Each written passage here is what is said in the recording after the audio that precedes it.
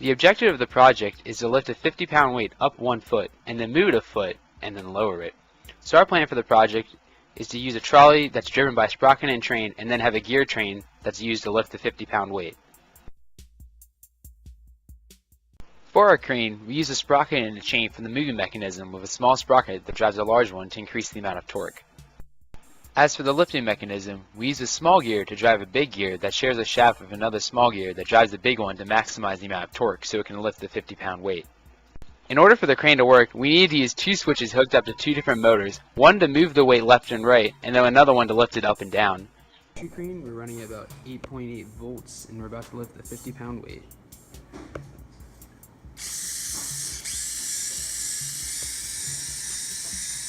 While the weight is being lifted, let's talk about the issues we ran into for the project. The problem was to figure out the gear setup to use to lift the weight.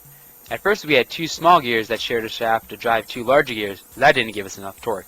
Then we tried to use a worm gear, and that just didn't work out at all. Then our professor Tim suggested the gear setup we used in our final design, and it worked perfectly. It's almost a foot.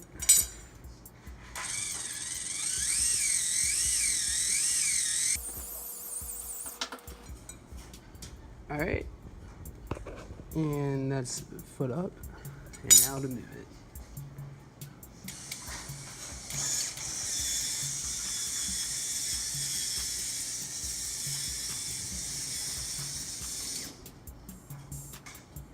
And lower.